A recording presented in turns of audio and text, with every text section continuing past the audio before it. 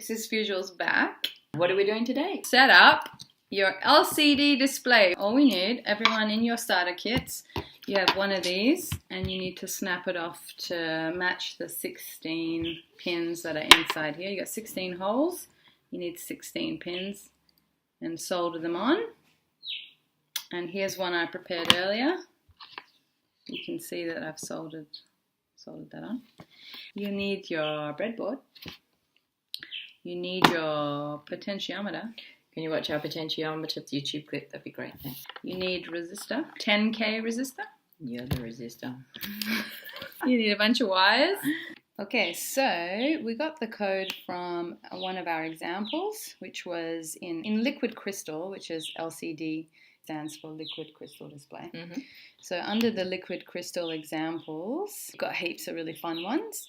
And so let's do Hello World. As if I didn't know you were going to pick that one. Hello World. Hello World. Okay, so I'm going to use my breadboard, obviously, to connect the Arduino to the LCD screen. So the first thing is I want to place the pins in the first line. Okay, what I'm going to do to start with is run the power from the Arduino into the breadboard. So I'm going to use a positive line to do that, and it means that I can then hook up any power along here. The next thing that I need to do is to ground it.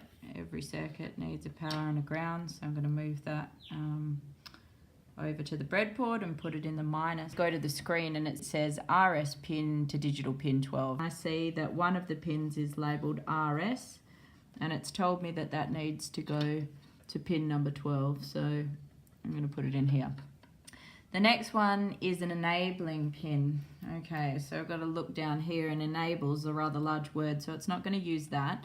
But I do see the letter E, so it's pretty logical that the enabling pin is called E, and I'm going to move that across and put it in pin number 11.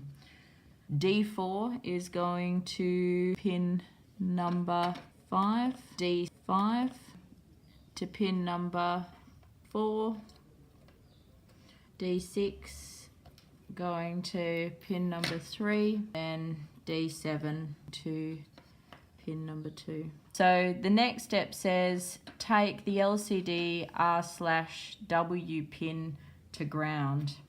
That one sits right in the middle, and I'm going to take that to the negative line to be able to ground it. VDD goes to power, VSS to ground. So the next one is the 10K resistor. So obviously that's got to do with reducing the amount of current that's flowing through to the LCD screen. So I've got my 10K resistor, and I need to put this into A.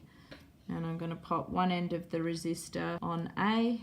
I'm then going to go over to the other side of the breadboard. I'm also going to run into the power lines. The current runs through there, through the resistor, and decreases the current going into the LCD screen so I don't go and blow it up. The next thing that I need is the wiper to LCD VO pin, and it says pin 3. So here's the wiper.